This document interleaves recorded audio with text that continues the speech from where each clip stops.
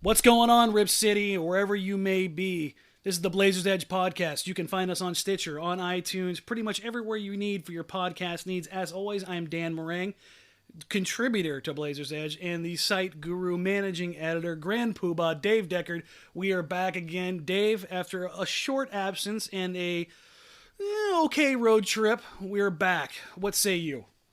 Grand Poobah, I'm having flashbacks. I feel like we should have a prediction that the Blazers will make the playoffs, but that may be a little tougher right now than it was even in the summer of 2015. The Blazers just came off a road trip. They finished it well in Boston, obviously with the win. As I suggested in my recap, it wasn't a convincing win, but it sure was a welcome one. But before that, it seemed to get depressing and not even Dr. Phil could fix what's going on here. What is your impression of what is going on with the Blazers right now as we stand on basically January 24th, 2017? You know, when Portland left to go on the road trip, I sat in the studio for the Blazers flagship station with Travis Demers and Chad Doing, and they asked me about this road trip, and they said, how do you think they're going to do it? I said, probably not going to win a game. And that raised a few eyebrows. They said, not even Philly? I go, well, Philly's got an MVP caliber player who is playing at an otherworldly level, and I think the fact that you can't say that the Blazers are favored on the road against Philly kind of lets you know where the Blazers stood when they left. They had just brutally disappointing losses to start the road trip, to go 0-2, and you're hoping and hoping and hoping that they can salvage something here and maybe rescue a win in Philly, because that game in Boston sure is not going to happen. Well, it goes down to the wire in Philly in a game that probably shouldn't have, but it did, and through some weird circumstances, you give Mason Plumlee taking the last shot, and they come up a point short. Then you get to Boston, and in a game that you think there's no way, back-to-back in Boston against what we assume is a team that's playing better, and they pull it out. There's that right there, that group of games just kind of sums up the Blazers season. Not necessarily the record, but what this team has been all about. It was so them. It just didn't make any sense. And it wasn't pretty in the sense that it was a wire-to-wire win, but they were in the game and they pulled out the win. You had brilliant performances from C.J. McCollum, Damian Lillard, and Myers Leonard. Just phenomenal. And it got a lot of people talking again, and over the last couple of days, I keep hearing that key phrase, have the Blazers turn the corner. You didn't read my recap, did you? Oh, God. Yeah. First of all, how many times have you asked that this season? Not you, but we, And second of all, what corner? Corner to what? At what point are they going to run off 38 wins in a row? Is this 500 Street? Have I reached the 500 block? You may, at this point, I'm not denying, by the way, that they could turn a corner. That they definitely can play better. I've said, and everyone who's asked me, are the Blazers going to stink all year? What the heck is going on? I've said, look, they're not that far behind last year's pace. They're sinking farther behind it. But, that's still imaginable that they could get to 40-plus wins. They could turn the corner in that sense. But you turn the corner and the street is not looking that much better. No, we talked about this before. The 8th seed in the playoffs right now is projected anywhere between 33 and 35 wins. That's not something that you're sitting there pumping your fist about heading into the season. So, yeah, which way is this Portland team going? They've got a 5-game homestand. And if you want to do a comparison between this year and last year, it was this time period and almost this exact spot in the schedule where they started to reel off wins. And in fact, they had that prolonged break that a lot of local beat reporters talked about in the Blazers being able to get after it in practice. And this is where they kind of they forged a defensive bond, if you will, on that side of the floor, and that's what kind of ignited their run. Well, they've got 3 days off. They've got a winnable game, which it's kind of crazy to think, but it's a team in the Lakers that's playing very badly. They just had their worst loss in franchise history to the Dallas Mavericks, another team that's right there in the thick of things in the West, which is crazy to think considering where they were to start the season. So Yeah, where's the corner? What corner? Where's it taking you? I mean, this is like the first iteration of MapQuest when it updated like every 5 minutes instead of every 5 seconds when you need it to. I mean, what did they miss the turn? Are they on the right path? So it's difficult. Yeah, if the Blazers can't beat the Lakers, that's got to be just as demoralizing. You're right back in the swamp then. They should win this. And see, but this is the issue. Let's say they do win it. Okay, good. You felt good about the win in Boston. You felt good about the win in LA. How many wins does it take to erase, for instance, that road trip? It's going to take at least 3 more in a row just to get you back 500. After the Lakers comes Memphis, and after Memphis comes Golden State. I mean, and then Charlotte, Dallas, Oklahoma City, Dallas, Boston again, Atlanta. A lot of those are home games, but those aren't guaranteed wins. And then you go out for another 4-game road trip. So really, to get the season back on track, I mean, 8 wins in a row wouldn't be amiss. And they're going to have a hard time. I mean, 8 wins right now in a row would get them back to 500. Does anybody think the Blazers can beat the Lakers, the Grizzlies, the Warriors, Charlotte, Dallas, Oklahoma City, Dallas again, and then Boston again? I believe that would get them back to 8. Nope, they have to beat Atlanta too. So is there any possibility they could do that and even get back to 500 right away, then start fresh in mid-February and make a significant push? That's asking an awful lot. Yeah, I mean, you're asking for that perfect storm again, heading into the All-Star break. More than a perfect storm. I mean, flawless, like 52-carat flawless diamond of the rest of the 52. Season.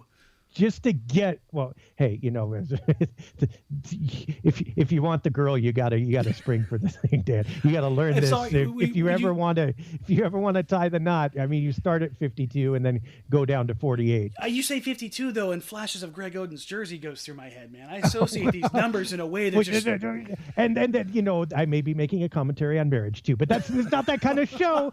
So let's leave that alone. So one of the significant things that happened. Well, first of all, let's ask this too.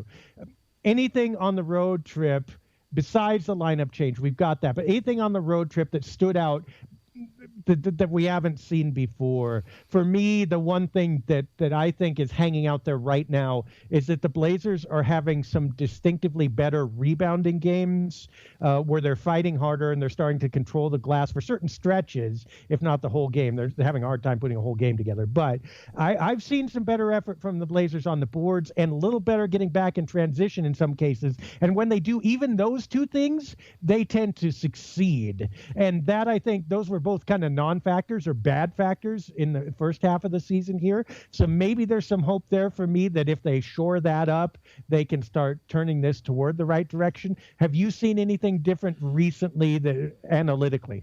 Yeah, you hit the nail on the head in that those little things like rebounding, the grand scheme of things, as long as you're securing rebounds as a team, it doesn't matter who's getting them.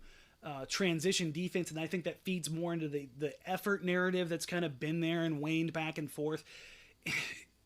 It's not rocket science for anyone to look at this team. It's just that there's been some things that have been amiss, and a lot of them have been effort related, and they translate out on the court as such. In every one of these games, even in the bad games where you saw against Orlando and you saw against Washington, where there was effort just wasn't there. There were also times when the effort was there and you could see it kind of come together for a few minutes, and that's kind of been the story of the year. In the game against Philly, even though they lost it, you could see there was a little bit of dog in them. And I think that was emblematic of a team that kind of carried that torch through the end of last year, and it appeared again in Boston. And I don't know if it's so much #they as it is a pride factor, and I think a little bit of that is shown through, and that's less analytics and more just kind of eye test. But I had to go back and crunch on the numbers to really take a look at the big picture, but I've kind of stepped away from that a little bit over the last couple of weeks just because I wanted to take a broader picture of what exactly is going on and the little things as you kind of highlighted them and how they translate to the team. And I mean, obviously the big stuff is the lineup change. I mean, if we would have talked about that, I mean, if we had suggested a lineup change going into this season, it's crazy. The torches and pitchforks would have been out. especially this lineup change. But before we close that, it's not hashtag they anymore. It's hashtag we. It's hashtag put a body on someone and move your feet. I mean, and the Blazers need to realize that if they do a couple of those little things, their offense is really powerful and they're going to come up with some W's. But if they don't, it all goes to waste. Now let's go to that lineup change that you talked about. It happened in Philly, did not result in a win, didn't even necessarily result in that good of an output. Evan Turner and Noah Vonleh become, in essence, the starting forwards. In Philly, Turner shoots 2 for 10, gets 4 points. Vonleh's 4 for 6, 10 points, which looks a little better, but you still wonder if those 14 points could have been equaled by the regular starting forwards, or if you got 15, you win the game. In any case, it looked better somewhat in Boston. Certainly Turner did. He had I thought, really good game coming back to his old stomping grounds, 12 points and 4 of 9 shooting. Wasn't spectacular, but at least he was decent. Noah Vonleh again had decent stats considering his 17 minutes, but fell out of the game defensively. What do you think of this lineup change? Do you think it's permanent? Do you think it was effective? I don't think it's going to end up being permanent unless things go a little bit sideways down the stretch. And even then, I think the lineup would change even further. But I think we'll talk about that a little bit later. With Vonleh, I think you're getting a guy who he started last year and he had his place basically taken out from under him. But he never really, I don't want to say he didn't earn it, but I don't think he really ever earned it. And now that he's giving that opportunity again, he's bringing energy. He had 6 offensive rebounds on his own in the first quarter against Philadelphia. He brought it. He went after it. He went hard. And I think that kind of attitude kind of feeds to the points that you were making about the extra aggressiveness on the backboards. And I think that's a good thing. And I think that Stotts is coming at that from, I'm going to get a guy who's going to give it for me every single minute that he's out there. And I think Aminu was doing that. I think Harkless was doing that. But I don't think it was infectious. And I think the way that Vonleh was going about it and going after everything was infectious. Now, Evan Turner is a weird one to me in putting him in the starting lineup because the way you have to stagger the lineup going forward made for some interesting lineups. You saw Leonard and Aminu out there with Damian and CJ at times, which we haven't seen much of this season. So you got a kind of a weird amalgamation of parts that hadn't always been out there, and at times were spectacular, and at times, like in the Philadelphia game, were really bad. I think in the long run, it'll be more effective for these different units because they have more experience and actual game time together. And for Portland, I think it's a better idea to start doing these kinds of things now because, number one, you don't have the time. Number two, you're still a very, very young team, and building upon this and seeing what you have in certain guys is going to do more for you in the long run than any amount of wins are going to do for you in the short term. Well, here's what I kind of worry about. I agree with you that I think the effort was better. And it's really funny how that came from a Twin perspective, because I think you're right that Vonleh is kind of young and just is playing to the basics. I don't want to say doesn't know better, because he does know better.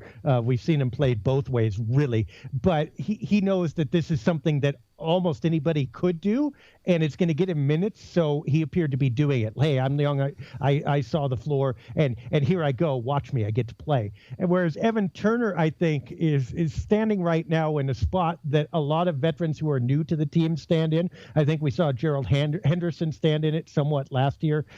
In terms of sometimes you'll come in and a malaise is affecting the entire team. And it's just somewhere, it might be in the culture, it might be in their minds, it might be whatever it is. But this team is like in the murk. And you're going, dude, what the heck are we doing? I mean, here, the basketball is about like 6 things. We all know this. I did this with my last team. I don't know what you guys are doing, but I'm going to do basketball. Okay. And I think Turner, the effect is the same, that both of those guys came in and they just did some basic things. Mixed results, granted, but at least it was different. It was back to basic, decent basketball as opposed to Trailblazers basketball as it's been played this year. And I think that's an important reminder. Now, here's the thing, though. Can you keep Harkless and can you keep Aminu on the bench? Now, Harkless, a little bit of an injury and what have you. Maybe there's an excuse for that. But as the season goes on, I don't think those guys are going to be content not starting, especially not starting for a not winning team. So, I think at some point you have to make the move back. But what you probably hope is that now Vonleh and Turner have that confidence coming off the bench and bring the same thing, whereas maybe they weren't before because they weren't sure of their place or whether they'd actually play. And then you have Harkless and Aminu seeing them and now ready to go get it when they get back in the starting lineup to keep their spots. Yeah. With Harkless, I think I worry a little bit. We saw some of this last year where, not that he sulks, but he kind of checks out a little bit when he's not a starter. When he's a starter, he's engaged. He's still a young guy. I mean, he's 23 years old.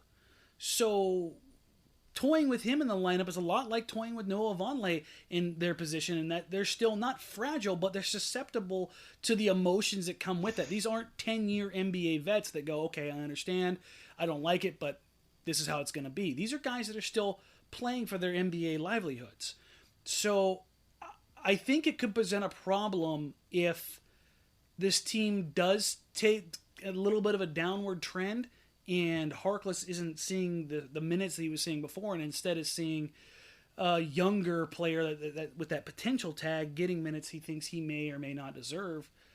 Same with Evan Turner in that position. So I think it's a really, really difficult minefield for Terry Stotts to kind of walk through. Yeah, I mean, and that's the other side of the coin. If it goes bad, it could go fatally bad because it's not like there's a lot to cling on to right now. So some of these guys, may be able to check out, to just say, this is crap and the season is crap. Now, I don't believe that that's their intent, but at some point when things are not going well and you're not getting the minutes or the due you feel you deserve, a little bit of that is involuntary. Now, I'll put you on the spot. We painted the best case scenario. We painted the worst case scenario. Which one of those things do you think is more likely to happen? The worst case. I've kind of been on that bus since July. Yeah. It's just one of those things where I don't think you can catch lightning in a bottle again. And for this team and for the long term, I think it's better that they bottom out. So, and I know it's easy to say that from my perspective.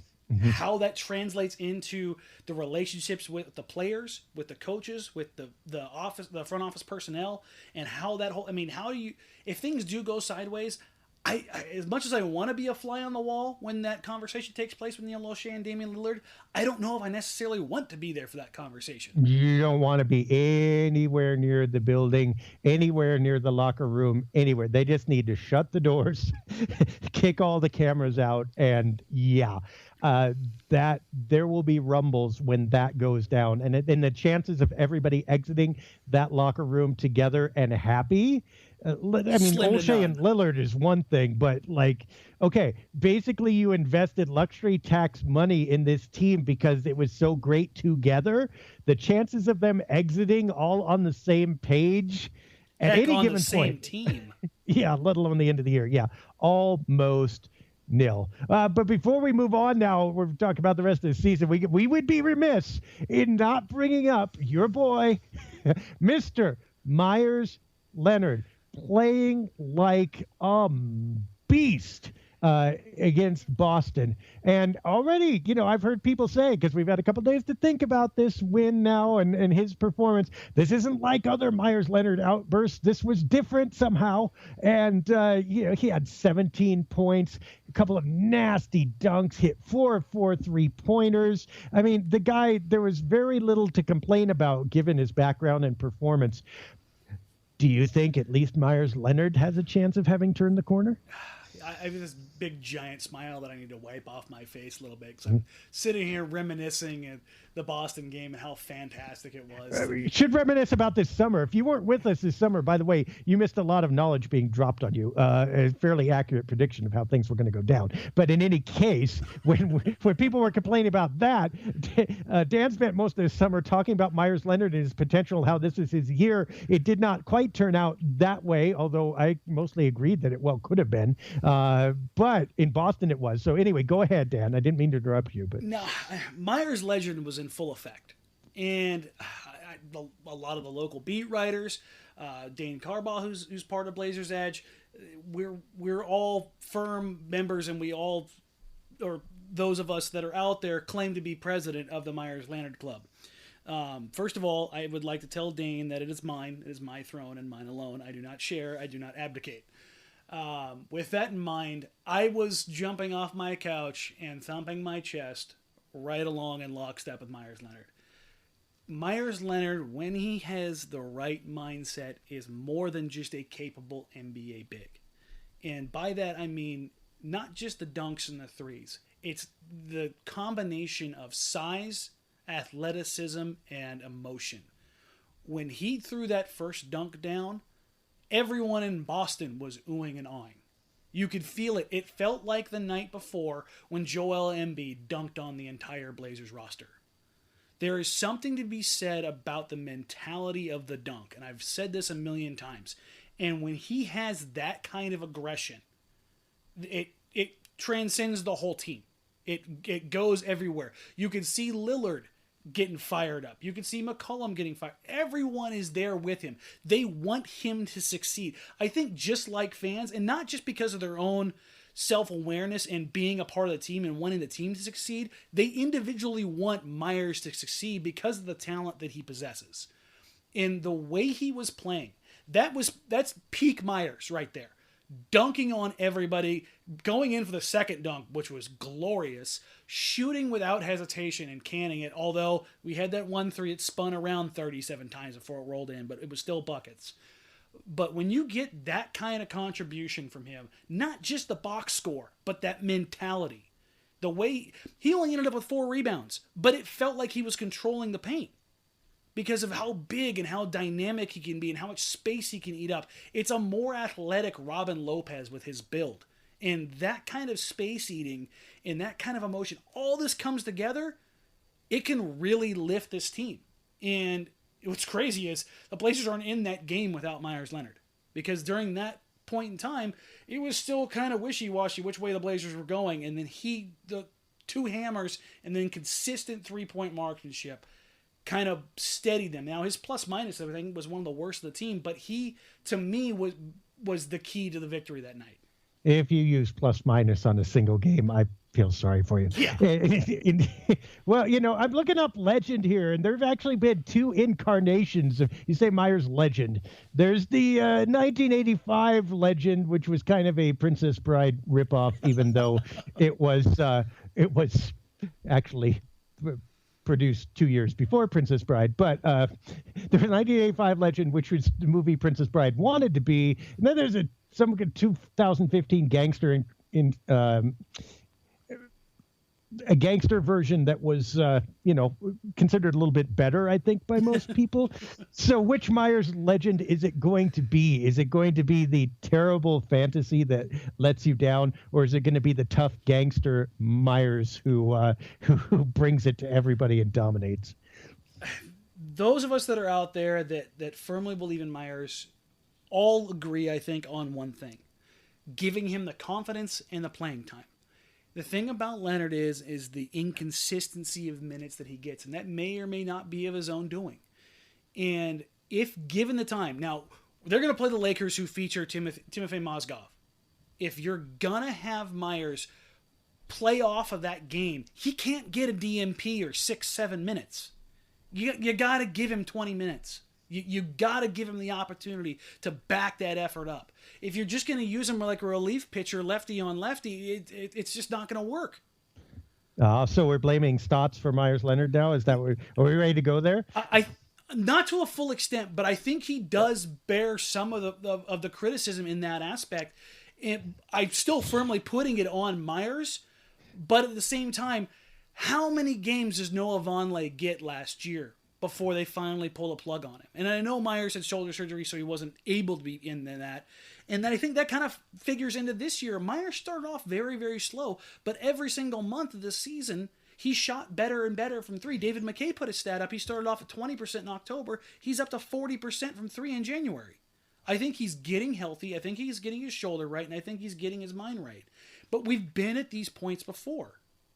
And it's upon Myers now to make it happen, but he has to be given the opportunity to let that moment come to him. At IHOP, we've got some waffling going on here. We'll see how it develops. Sounds good. I hate waffles. What? How could you hate waffles? No, we don't want to turn this into that other podcast where they just talk about restaurants and food. But tell me, you got to tell me at least, how do you hate waffles? Okay, I'm not a breakfast food guy. How is it possible to hate waffles? My only breakfast foods are eggs, bacon, and hash browns. Those are the only things that I eat for breakfast. Those are decent, but you got to have pancakes. I don't go for the bready stuff. No French toast, no waffles. That's like hating pancakes. Brandon Roy. It's just not done. No. Brandon Roy is my bacon. Okay, it's Brandon Roy is my bacon. Dude, waffles are okay, and they have the little things to hold the syrup, so you get like syrup and butter with every bite. It's okay. You and I cannot talk anymore. Let's change the subject. Here's this even. I don't even like syrup. Oh God! Get off my show. Next week, on to some lighter reading here, or some lighter listening. If you're looking at this team, and you're talking about giving Myers Leonard significant run, Noah Vonleh significant run, are you changing the prism? And I guess we're speaking more for Portland fans in general here, of which you view this team. Is this season functionally over? Yeah, you better ask me, because I don't take analysis from a guy who doesn't like syrup.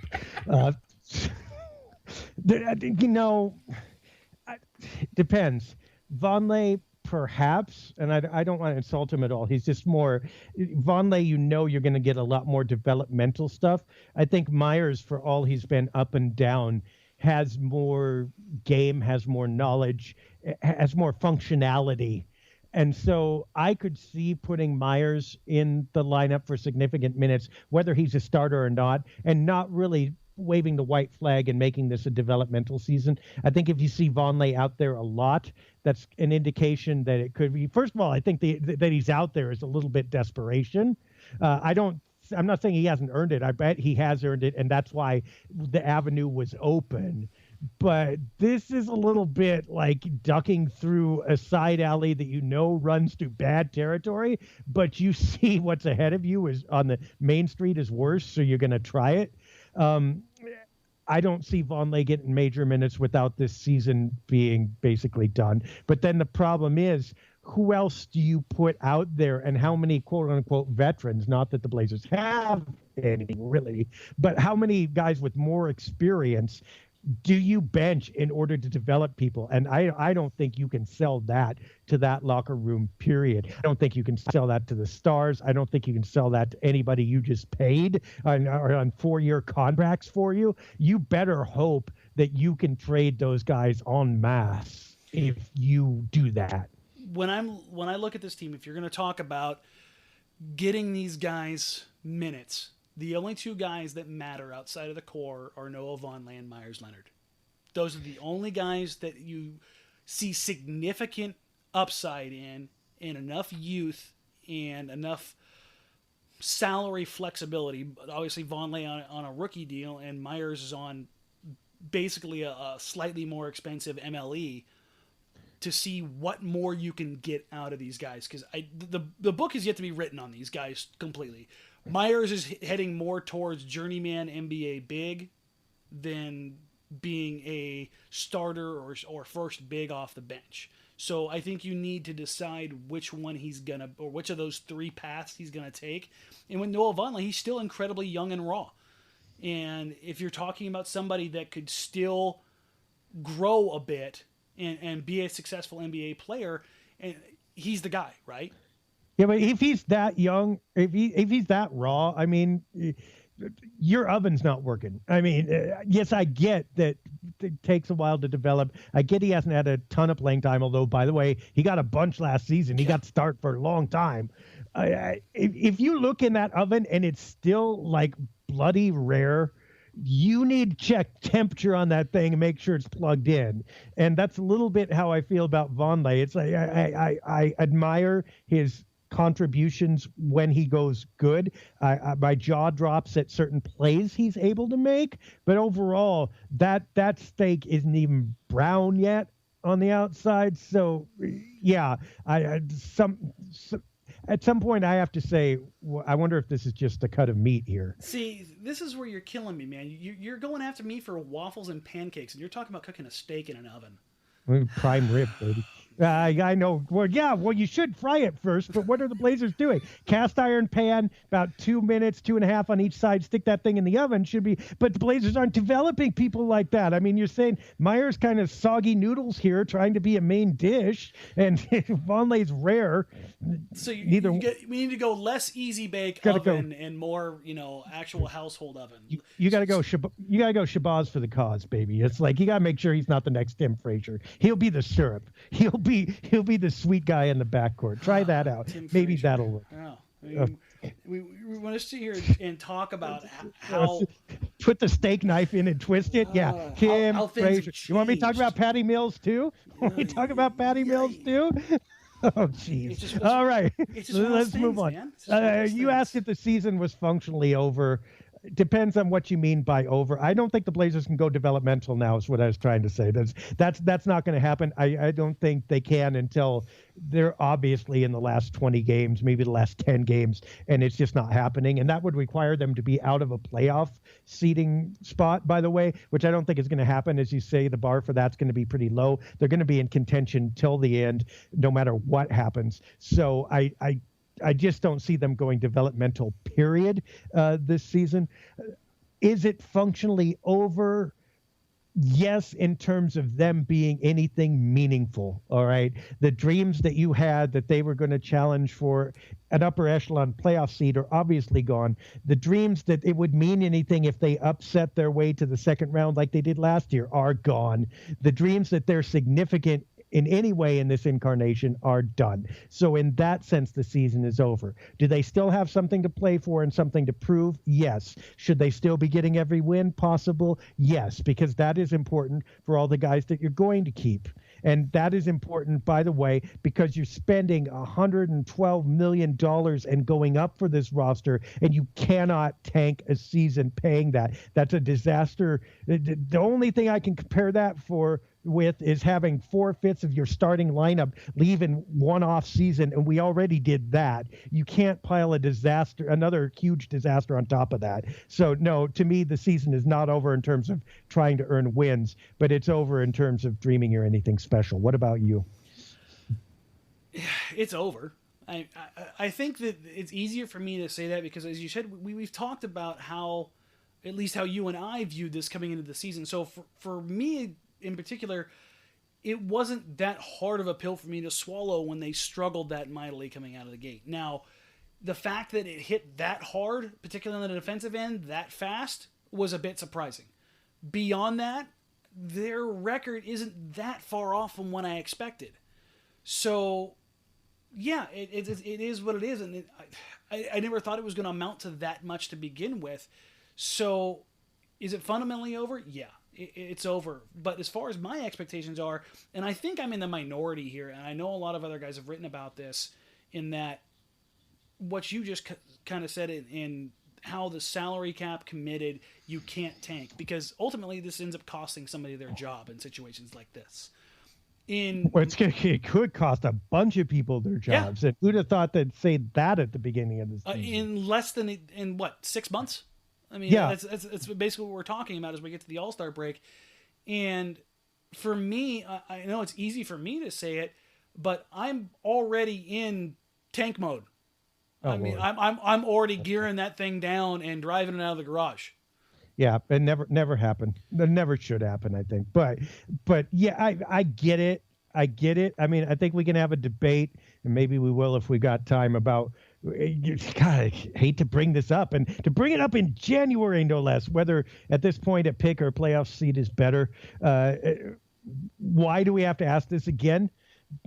It's like that shows you the place that the Blazers are. But no, there's tanking is way far away from their vocabulary.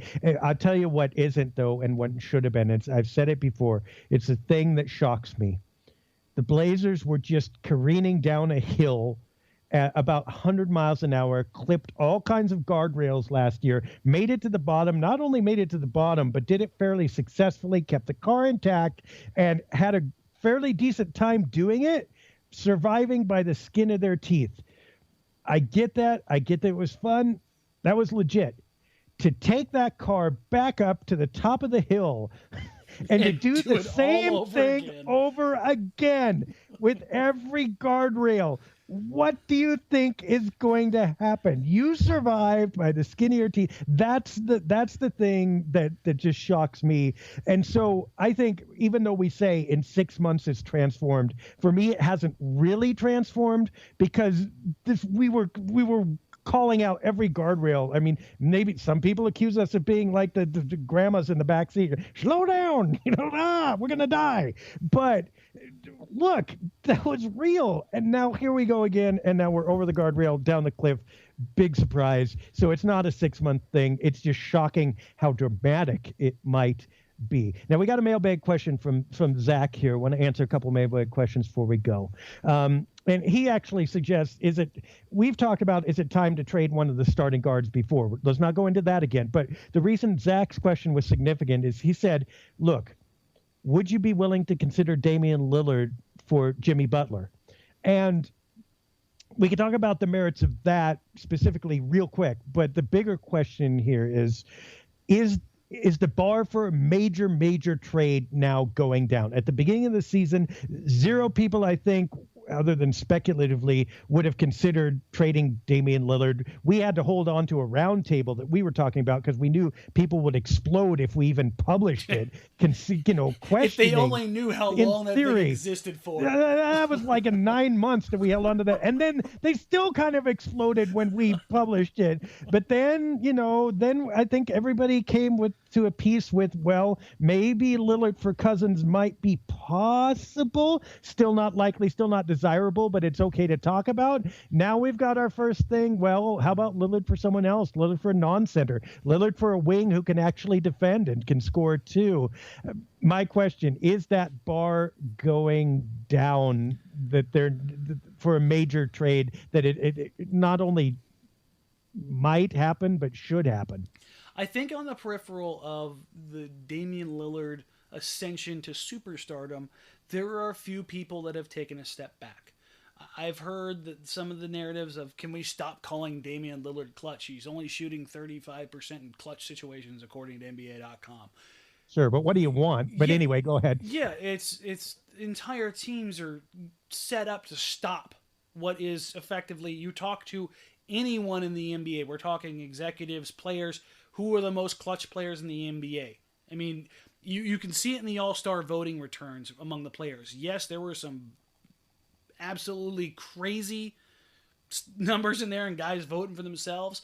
But when you look at the West, by the way, sorry to interrupt you, but who didn't think about this beforehand? Who did? I mean, coaches can't vote for their own guys. Who did not think that this was going to become a parade of ridiculousness? I think I saw Dion Waiters in there. I don't understand. I don't know how Harambe didn't get at least 4 All-Star votes, because it was going to head that way. But anyway, go ahead. But I mean, sorry. You can see the respect in there, though. I mean, when you see Lillard and McCollum both finishing up there in the very top with Westbrook, Curry, and Harden, I mean, that's your top 5 among the players. Right. So, yeah, Lillard's clutch. McCollum is clutch. These guys get it done. And, I mean, we've talked about it before, and the numbers that these guys are putting up. I think that some people, though, are taking a step back, and because of the team's lack of success, some of what Lillard has done and meant to the franchise is being discounted, where In the past, it may have been overvalued. And I think it's closer to somewhere more towards on the overvalued side is where people should be with him because of what he's meant to this team and the things that he's done. And yeah, everybody points to the Houston shot and other big time games and pointing to the wrist, but the evaluation or the self-evaluation process as a fan and what is or isn't acceptable to trade, the only time I think you can say that no, I'm not going to trade is if you've got LeBron, KD, Kawhi, or one of these superstar talent-laden youngsters like Cat or Porzingis, AD, or Okafor. I mean, the list is 10. And even then, Embiid. I'm sorry, I said Okafor. Good God, yeah, I know. Thank you. Yeah, so yeah, I was talked wondering about Okafor like, so much. No, we got an Okafor fetish please, going on here. Please, no, Embiid. For the love of God, Embiid. Oh, okay, just making sure. It's been a long day. But I mean, those are the only guys you do not entertain offers for. Everybody else is fair game. We've seen these guys traded before. It doesn't happen often, but it can happen. So is the bar going? First of all, is the bar going down though? Yes, the bar is going down. So let me go ahead and get off my rant there for a second. That's right. Second of all, would you consider Jimmy Butler an equitable trade for Damian Lillard, given the makeup of the team and the situation of the team, not just individual talent? Yes, and it would make sense for both teams. All right.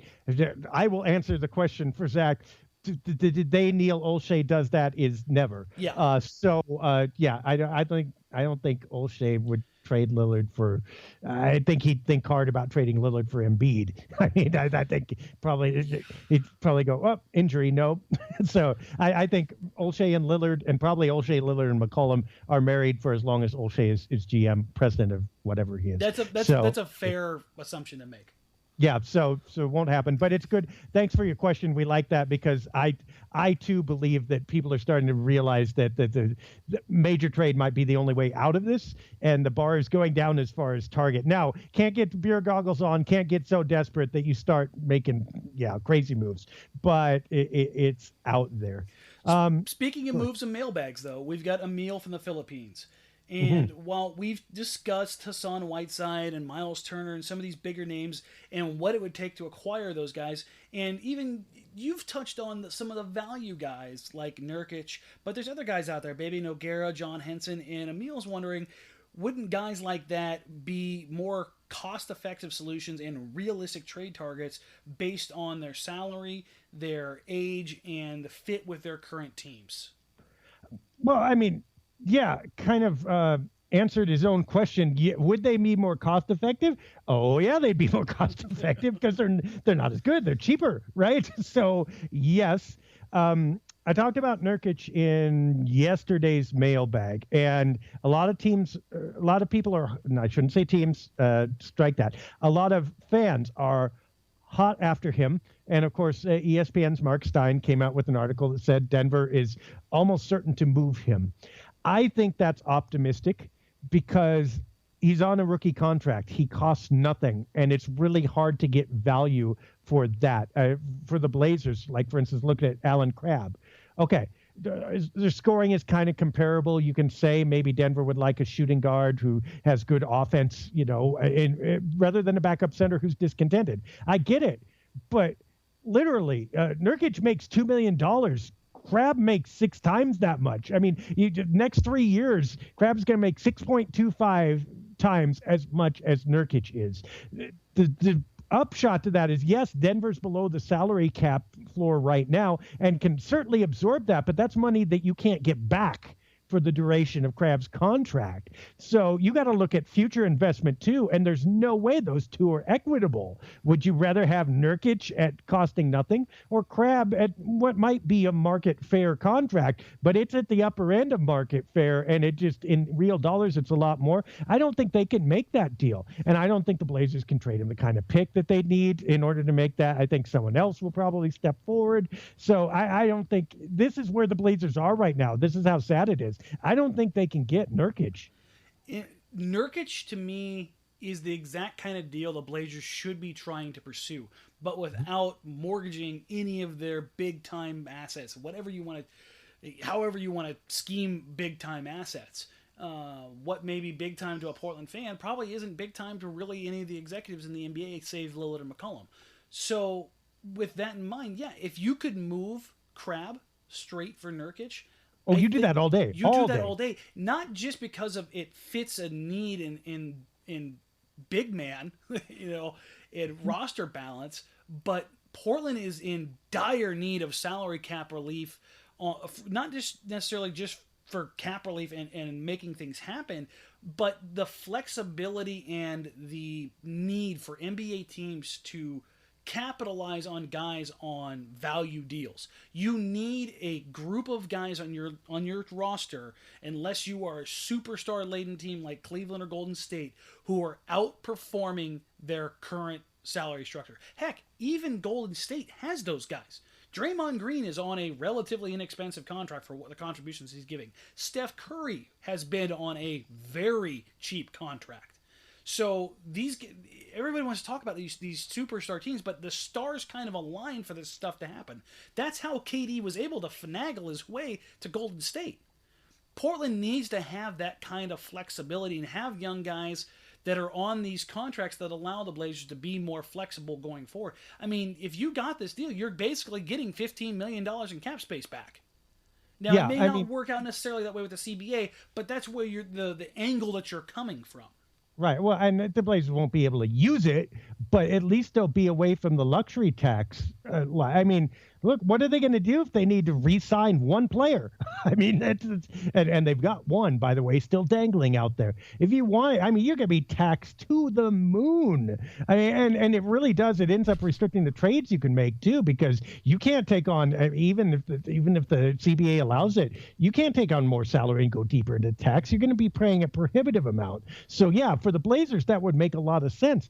I don't see it making sense for the Nuggets. I just think that contract is too valuable right now, and the guy is too serviceable, even if he's not ideal. They've got to find something that's more production for him than the Blazers can give. And Crabbe gives them something that they need, but is it enough for them to get 1.5, 2 wins that Crabbe's probably going to give you in the immediate future to make that move? I mean, over the length of his career, how many more wins is Crabbe going to give you versus a player that you may be able to bring in on a max or near max deal that you may or may not be able to facilitate if you do make this move? Yeah. Now, the story is kind of the same for Bebe, although I think I believe that the issue is less because I think he's probably a less talented player right now, or at least less productive player. So probably you could sneak in there, although I'm not sure about Toronto's cap situation offhand. And when I look it up, a video blares in my ear all the time. It autoplays, so I'm not going to do it right now. But look, can you do something like that? You have to believe, to keep yourself from going insane, that the Blazers could make a move like Bebe or Henson. The question is, will that be enough, and what are you making that move for? They're young players, yes, but do either of them have real star potential? Yeah, maybe, baby. I don't know. Baby, whatever. But you have to make a move right now. I think the Blazers are past the line of making a move to try to incrementally get better this season. I think that's done. If they make a move, or when they make a move, they need to do it in order to bolster themselves for the next few years with something that's either guaranteed to provide more wins or at least provides a lot of potential. And I don't see that small move as doing either. No, the small moves, you're essentially you're moving the pieces around the chessboard. You're setting yourself up for the future again.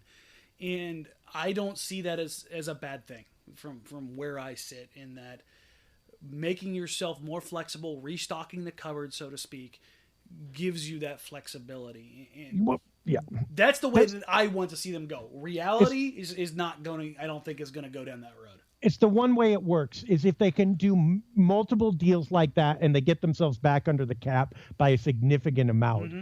Going to be difficult, but they might be able to do it by throwing out on a lot of veterans at teams that can accept salary. But the thing is, if other teams are accepting a lot of salary for your mediocre players, the players you're going to get back are not going to be real significant. That's the price you pay, right? So basically, the other team is thinking spending a lot of money on a couple of mediocre wing players that aren't really performing that well in Portland, aren't performing well enough for Portland to keep. We'd rather have those two players and spend a lot more money than have this guy on a rookie contract. That tells you a little bit about that guy. Yeah, I mean, for the trade to be equitable, there's going to be give and take. And the old saying in the NBA and across other sports, if both teams are unhappy, then the trade worked. Right. And I think, but both teams might be unhappy for the wrong reasons in those. I mean, as they say in wrestling, that would be bad heat. And by the way, the Blazers would get bad heat, I think, internally too, because even if Olshey was building up flexibility again, his entire relationship is yeah, impossible. That's it. Starting guards. I mean, what are you doing to us? I mean, we got 3 or 4 years left on our contract, but we expected to win in those 3 or 4 years. We wanted to be doing something, making a mark, not restarting. And by the way, here's the problem with going with young guys too, or even going for draft picks. Let's say Blazer fan dreams came true, and they could unload some of these veterans for draft picks and make a mark in the draft, which Olshey's been pretty good at. How long? How long do you wait? I mean, players reach their prime really in about 5 years. Okay. I know there's production before that. I know players are good before that, but by the time you get it together mentally, emotionally, physically, you are ready to win. That's usually about your 5th season. 28 is considered peak for professional athletes. That's I think your mental aptitude at max coincides with the maximum amount of ability that you're going to get from yourself physically. Right. And I know stats probably peak before then, but we're talking about the entire we're talking about winning now, not just producing. And so 25, right? That's at least the opening of that. How long? I mean, first of all, anyone you draft now isn't going to be 25 by the time Lillard and McCollum's contracts expire. Second of all, well, I guess if you drafted college seniors, but second of all, Lillard and McCollum are not going to wait. All right, you're playing free agency roulette. If you're doing this, you're getting young pieces, you're freeing up salary cap to where you can pair in another ready-made veteran to step in and be that third guy and rely on enough production from a group of young guys. Wow, this sounds vaguely familiar. Right.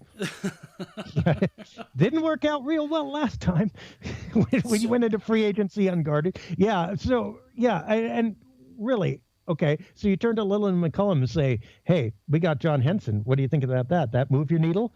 And they're going to go, I hope this guy can play. And every time that he does it, and by the way, I like Henson. I think he'd be a good get. I just don't think that he'd do enough. And I think that it would be a salary move, either him or Bebe or Nurkic, right? I think Nurkic would do a little bit more, but you would be able to see the eyes roll every time these guys weren't ready, every time they couldn't pick up the load that the Blazers really needed them to pick up. And at a certain point, that frustration builds. And at a certain point, you just start to go into business for yourself. You say, okay, we are going nowhere. I'm going to score 30. I'm going to be the all-star, and we're going to bide time, and let me look around and see what my options are when my contract runs out. Yeah, and that's how you get in a place like the Sacramento Kings.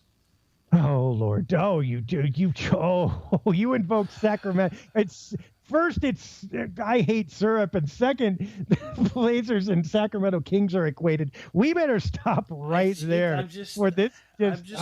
Okay, let's go ahead and take a quick flashback here. When I've said that this team after this free agency period looked a lot like the Phoenix Suns, and now everybody's like, that's a hot take. That's a hot take. That's a hot take. Well, I bet you if you pull those articles from 2 years ago and you replace Phoenix Suns with Portland Trail Blazers, that narrative from those articles rings pretty darn true. Oh, you are melting earbuds right now. They're just dripping. People are cursing you like, my earlobes. This is plastic. But you're not incorrect on that. At Sacramento, okay, God forbid the Blazers should ever get there. And I don't think they will because there's not enough dysfunction here. Yeah. Lillard and McCollum are not in the same universe with Boogie Cousins as far as dysfunctionality. So yes, as long as Lillard and McCollum are here, you're going to have a core that is sane, and you're going to have a core that's productive, and that's going to keep your franchise, if not respectable, at least afloat. But yeah, I mean, there is the potential for the Blazers to be managed into oblivion, and I think that they're on the cliff right now, if not sliding over. And this isn't rectified, the conversations we're going to be having 3 seasons from now are not going to be pretty at all. I mean, it's safe to say right now that the next 2 months could end up being make or break for Neil O'Shea's tenure, correct? Oh, you know what? Let us bring that up next time. That's a whole nother topic. Probably one we shouldn't tag on the end, because first of all, it's either 10 minutes or nothing. Second of all, it's going to get us in trouble more. So let's, while people freeze up their earbuds, get them back into shape and get them back in the ear, let's bid you goodbye for now. We'll come back next week and we'll talk about that O'Shea thing. Hopefully we'll talk about at least, one more Portland. Let's say 2 more. They could beat the Lakers and the Grizzlies at home. We'll get 2 wins on this one. And hey, let's end on a brighter note and remind everybody we got Blazers Edge Night coming up on March 9th. Dave. That's exactly it. And by the way, as you've seen on the site this morning, it's do or die time. We really need help with that. We've got tickets left available to donate. It's really easy. Go to blazersedge.com, look for the site or the post that says right there to donate tickets. Click on it, click through the link. You can buy with your credit card just like you were purchasing from the Blazers. But when you click through our link with our code, those tickets are donated to kids in need. It is simple, it is easy, and we really need your help to do that. We're a little behind this year, so it's time to kind of put up and make sure those kids can go. We hope you will do that, because it's a wonderful time. Couldn't say it better myself. All right, you want to take us out, Dan? For Dave Deckard, I'm Dan Marang. This is the Blazers Edge podcast. Wow. No, he didn't want to take us out. Oh, you know why man, that is? I don't want to take us out. There is lack of syrup in your brain, baby. That sugar makes it function. For Dan Marang, I am Dave Deckard. We will see you next week, and that's how it's done, Waffle Boy. Bacon grease.